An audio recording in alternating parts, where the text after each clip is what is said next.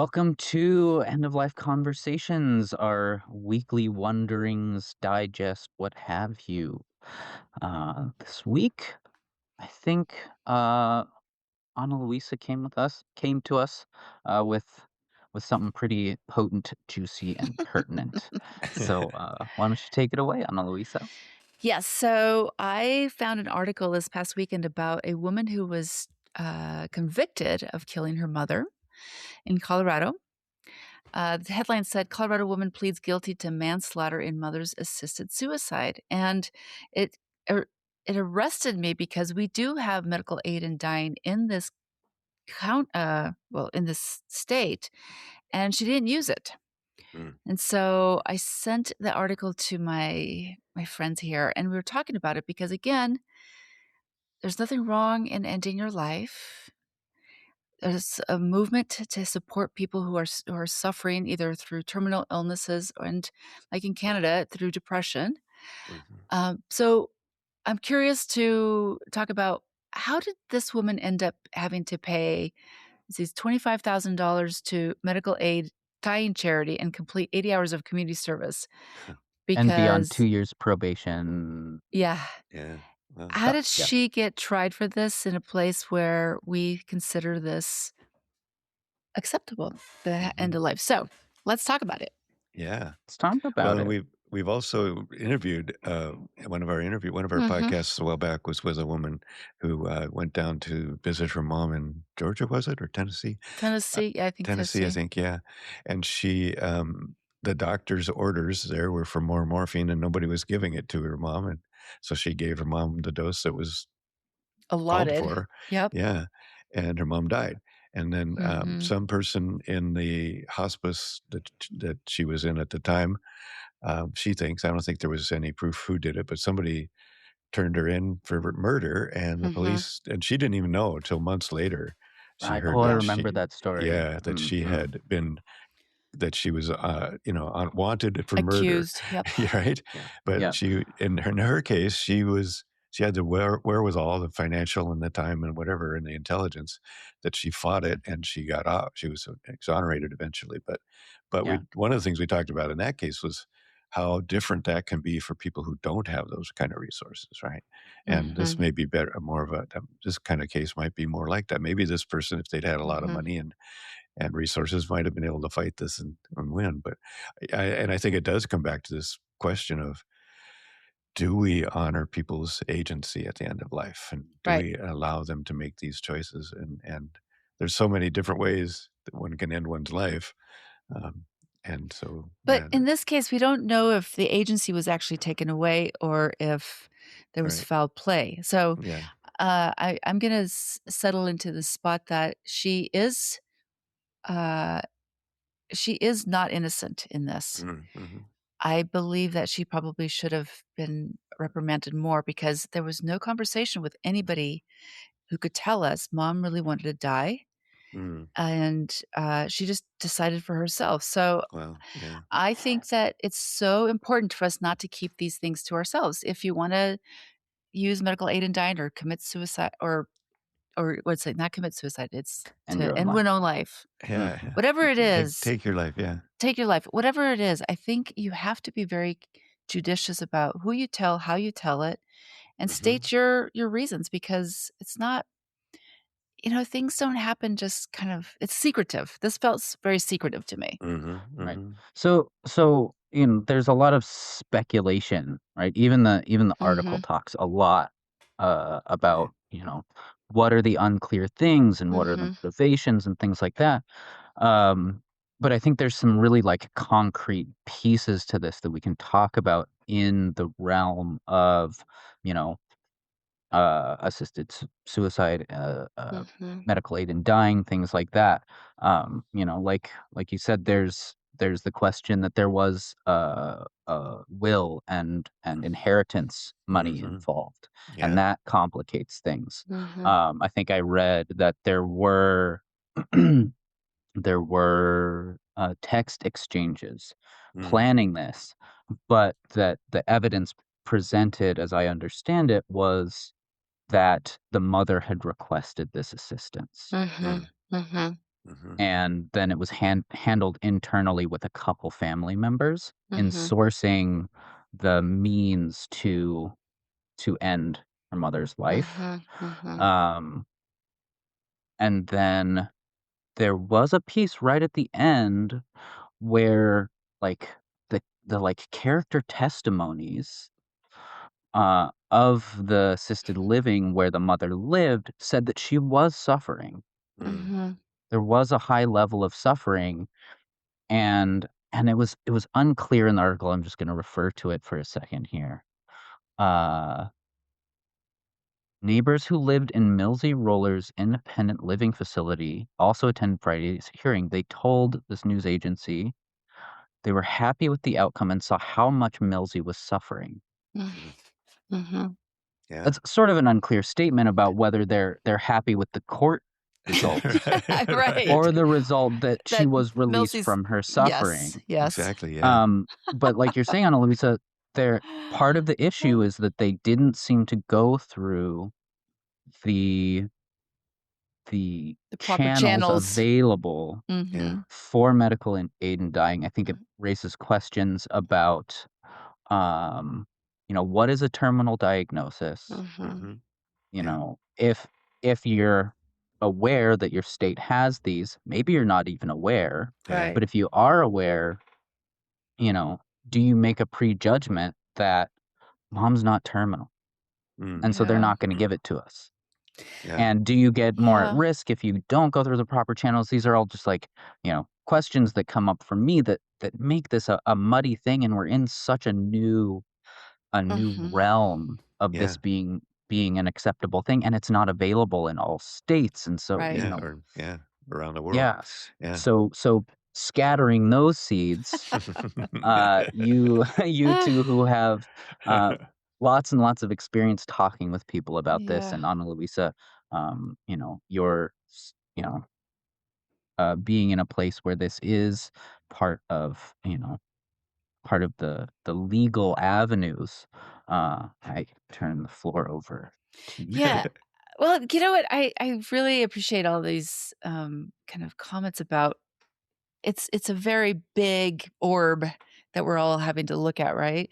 Yeah. I am curious, like, had she known that y Colorado has a medical aid in dying, you know, Mhm. route that people could take? Did she try it? Did she ask doctors? I think that as soon as you start telling doctors that mom isn't feeling well and she really just wants to be done, I mean, at least that information would have been double checked and Mhm. people would have said, you know what, it's like it's this is a real thing. Mom is really struggling.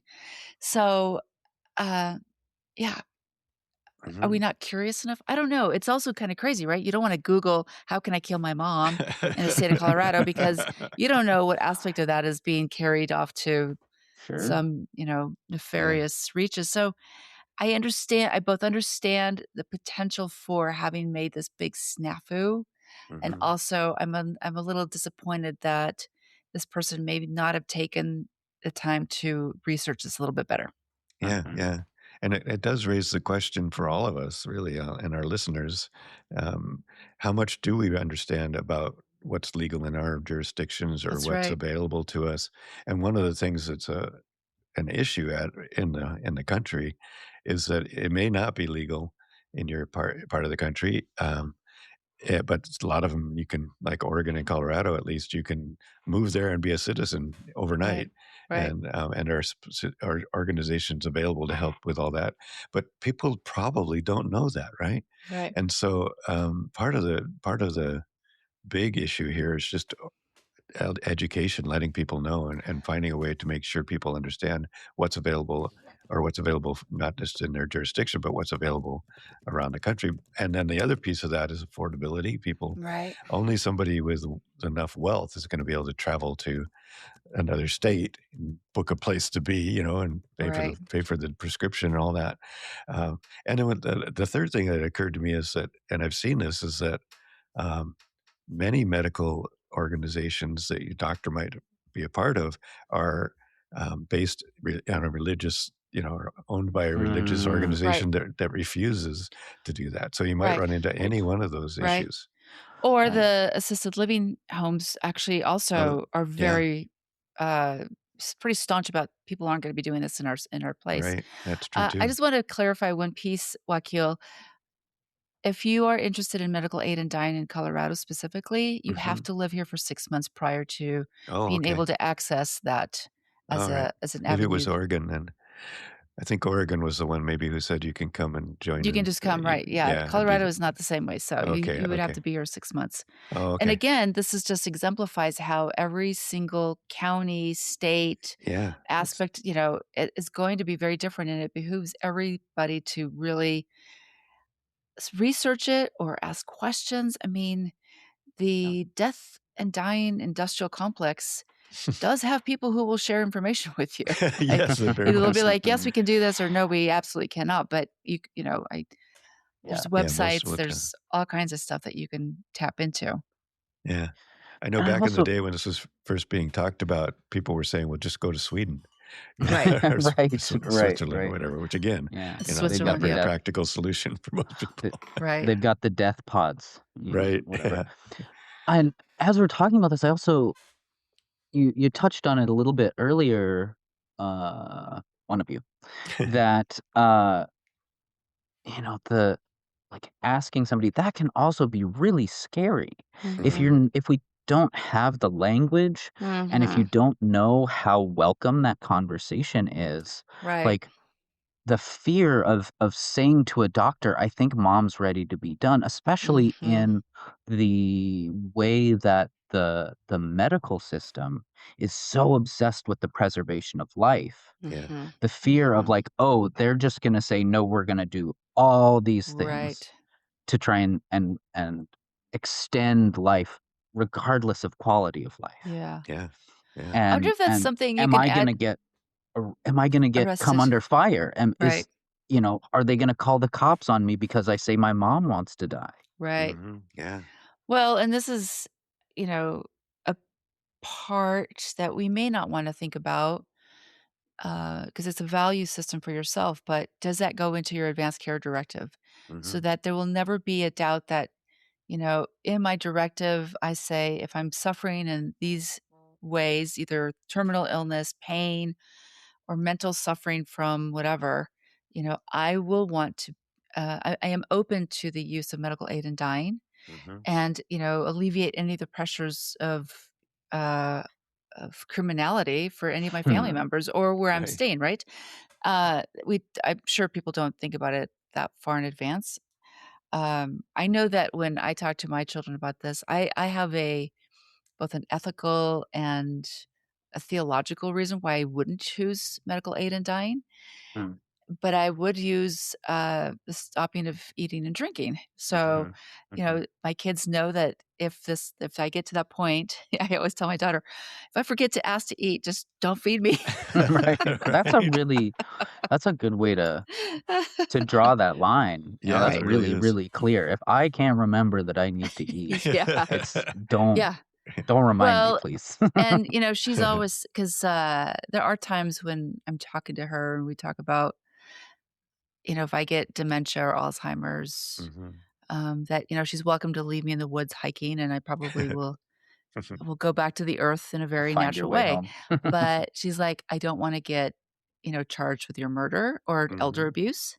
yeah, And so this exemplifies, that as a potential for all of us who really do wanna give our loved ones agency, but haven't told people, like, mhm, this is what they want, or I say, this is, "Don't feed me." right. If I forget, don't feed me. Yeah, Mhm. and you said before, and I love it, that the idea that, if I'm in the woods and I tip over, just roll me off the trail. Yeah. But, Yeah, yeah. but it But occurs good to me. Samaritans Yeah, happen. yeah, exactly. Well, or, some poor hiker down the road might find your bones and go, "What the fuck?" And then Yeah, we got then the police show up, right?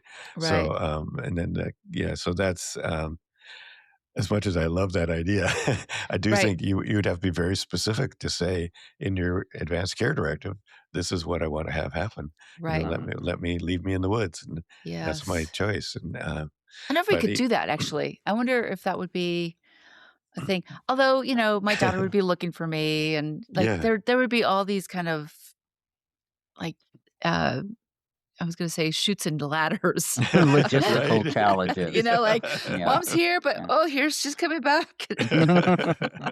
When you were talking about that, I was like, "Man, how would you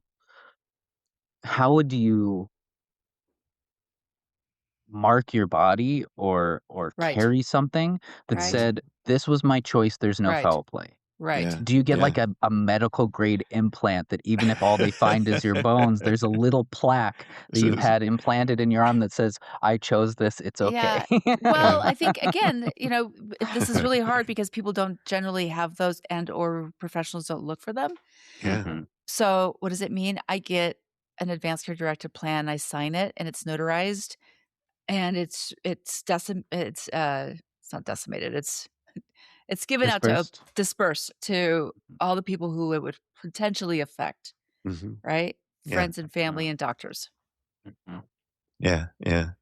Well, and we know we've heard many stories, and that once you're gone, it's like people may or may not pay any attention to what you wrote down. That's why these conversations are so important to just Right, allow the people to understand that what you want, and get to the place where they are comfortable with what you want and will do what you want. And that right, doesn't happen just by writing it down and signing it. You really have to have the conversation with those people. So right. And it changes, right? Like, yeah, I mean, I say this now, and I mean, I don't think I'm gonna change my mind, but I wanna encourage people to say, like, what you say today and you've signed, yeah, it's a living t will, it's a living document. You can change your mind. It's yeah, okay. You yeah. could also change your mind in a different direction, right? Like, but talk to people, record yourself. In Mhm. this day and age, there's really no reason why people don't have the facility to express their wishes via a video, a phone message, a text, an audio Mhm. message. There's a lot of ways to get this information out to the people who care. Yeah, yeah, and make sure they know it. And we talk about this when we talk about advanced care directives, that, as you said, it's something to be changed. It has to be, since it's a legal document, you have to go back and have it signed again, and Right, and note that the other one is no good anymore. But right. you do, and you have to talk to everybody, like you said. You have to make sure the doctors and your loved ones Mhm, know this is a new one. And but yeah, I mean, given that those opportunities or those ways that we have to record what we want and make sure people know what we want, this kind of thing where somebody dies at the hands of their children, um, could be avoided altogether. mhm, If that mhm, conversation had happened, and if people mhm, knew about what was available in their jurisdictions. So, mhm. yeah. Now let me ask you this, do you think that she was charged with manslaughter, and she's doing community service and has to pay $25,000 to a medical aid charity? Mhm. What do you think about that? I think that's actually I think that it is a good example of restorative justice Mhm, and, like, an educational punishment, mhm, Mm. like, the money goes directly mhm. to furthering the resources Right. of the system that the state says, "This is where you It's should have okay. gone. Yeah. Mhm. This Yeah. is where you should have gone to have this conversation," and it enables them to research more, Yeah. expand their scope, ask these questions, that sort of stuff, and, did it say where she did the community service or if it was just, "You gotta do some community She didn't service"? s it didn't give a It didn't specific say. place. 8 hours of community service. I mean, I think 8 that's, hours is not a lot. Oh, 80. 80 hours, yeah. Yeah, That's a lot. Yeah. that's a lot. Well, But but Yeah. I think that's actually a really fantastic model Mhm. for something like this where, I mean, it there's the pieces of presented suspicion from the prosecution because they're Mhm. vested yeah. in painting a narrative of wrongdoing and malfeasance and Mhm. manslaughter and intentional, there Mhm. was money involved, all that, and we don't know, Right. that's the murkiness Mhm. of a legal thing like this. Right. But, and the thing it said even the judge was like, I might have done the same thing Yeah. Mhm. in her situation. And so that indicates to me you know, that there's a high chance of honest mistake and lack of education or, all Mhm. of these things that we've been talking about that complicate this issue. And just in general, moving towards a restorative justice model of Yeah. like give back to your community, Right. do things that directly relate To to repairing and Mhm. expanding what you've Yeah, much Yeah. overstepped better on. than throwing her in jail. Yeah, Yeah. I agree. Although, the way mom died was with a plastic bag over her head and nitrogen gas bottle. I Mhm. mean, again, that's just so weird. Mhm. It's like it I don't That's how know. they do it in Sweden. I mean, nitrogen is a, I thought that uh, was pills. no, and nitrogen, those little pods Uh-huh. that you can get into, you get in and you push a button, it fills with nitrogen because it's like Oh, it puts you to sleep. It's very right. painless. So, Okay. um, so that's, I think they probably did that research, probably did look up how to kill Right, mom. right. Which also brings up, that further complicates the narrative Yeah. of you've done a certain level of research, you've taken a certain level of Yeah. risk in asking those questions on the internet, where you're at risk of being traced and all of those things. Right. And so why didn't you go in these other directions? Right. Um, but And I man, this also think stuff is messy. it It I is. is really really It wanna come back to, messy. really like, this stuff is messy, and we don't have really good, consistent tools or education Right. or Yeah. resources to Yeah. help guide us in these journeys, and it leads to these kinds of really messy, tragic Mhm. situations. Mhm. Yeah, exactly, exactly, I'd agree, and as to your question about whether that was the right punishment or not, I don't tend to, well, not I wouldn't say this all the time, but in this case, when I read, um, it doesn't feel like something I would question the process. It feels like they did the process. They did it, it was done the Yeah. way it's supposed to be done, and I agree, it's closer to a restorative justice model than the Oh, I normal agree. incarceration model, I agree. but I'm not, yeah, no. beefing with that piece. I just it's like, um, I don't know. I would like to continue to hear this person's, Yeah, story. Like, maybe she'll come Mm. talk to us. did you learn something? Like, how are you Wouldn't that be supporting pretty others? cool? Or, Yeah, I don't know. It's just really interesting to me. But you're right. It is restorative justice. And yeah, yeah, I don't know. Mm. yeah. I think we also, when we talk about end of life choices, one of the things that comes up a lot, and we've heard it here, is people might choose that because they define the thing they don't wanna have happen at the end of life as somebody having to take care of them, right? Right. Somebody have to wipe their butt, and that's the Right. line, they don't wanna cross. Um, Mhm. and yet, again, I think that's something we could spend a lot more time talking about as companions on the planet. It's like, well, I don't mind wiping your butt, and I did it when you were a child, I'll do it now, Um, so just kind of that's another stigma I think that people kinda have, it's like, Mhm. I don't wanna be a burden to my Right. family or to my beloved, Mhm. so when I become a burden, sign the papers. Yeah. So I think that's something else we could spend time thinking about together as a community, or with our loved ones.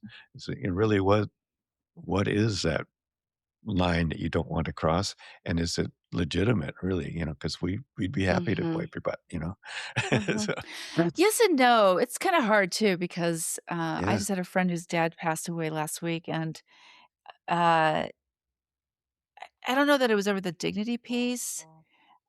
It was his anxiety. He was up all night, mm, and so nobody was sleeping, oh yeah, and right? Like, it's not always just the physical act of caregiving. hmm, Um the burden part, yeah, it's the burden part. It's the yeah, unknown, and especially when people don't know what they're embarking on. yeah, Right? Like it was my friend and her stepmom, and I kept telling her, I was like, when your stepmom is in charge at that moment, you need to sleep.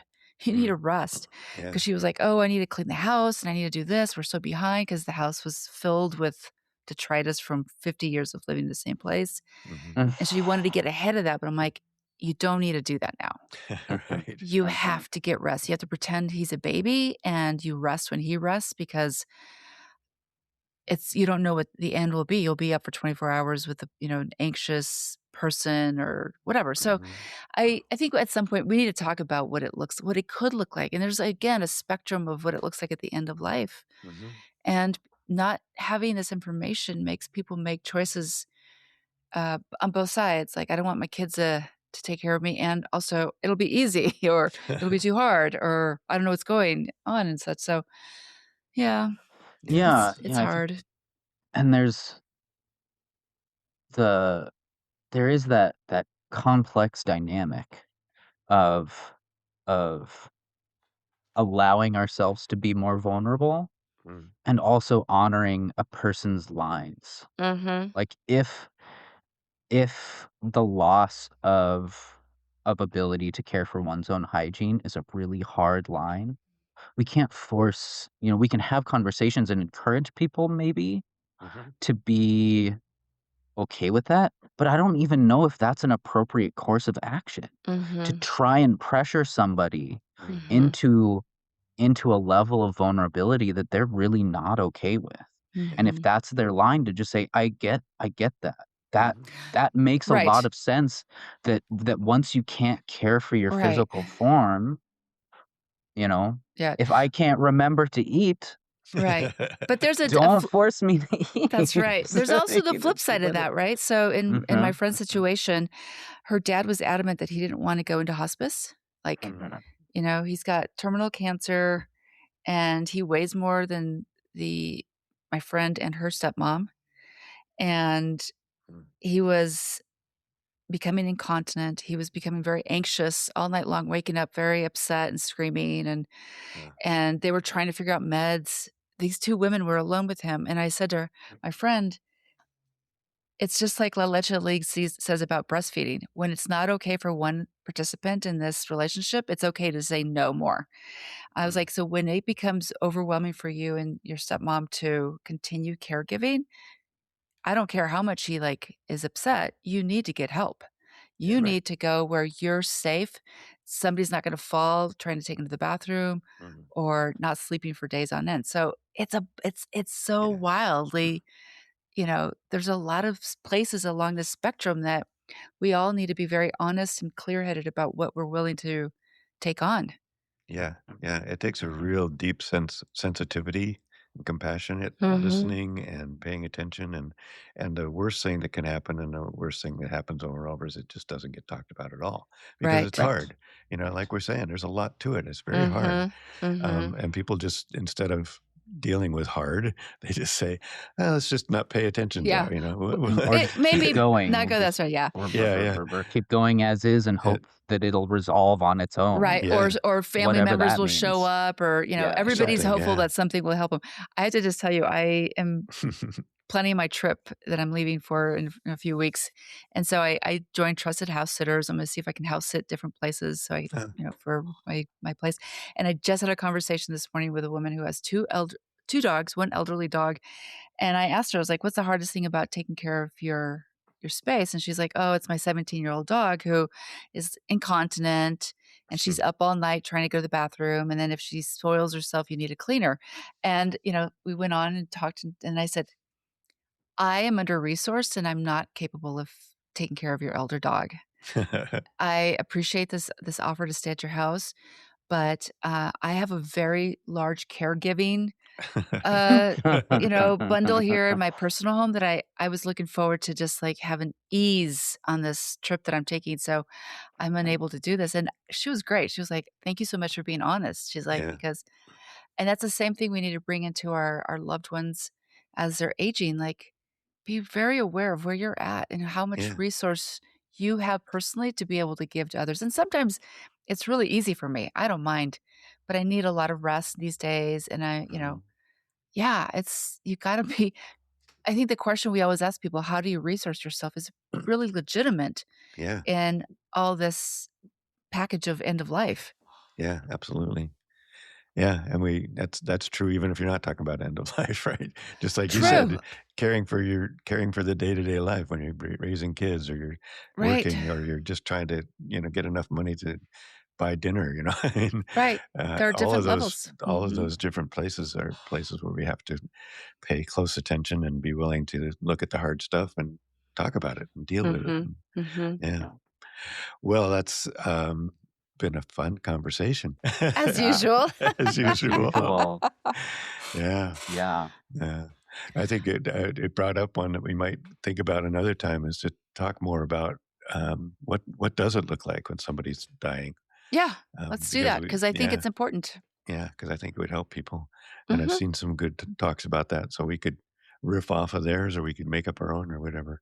But Yeah. so till next time, Mhm. everybody, thank you for being here. Yes. Please subscribe, tell all your friends, and we'd love to And see you next time.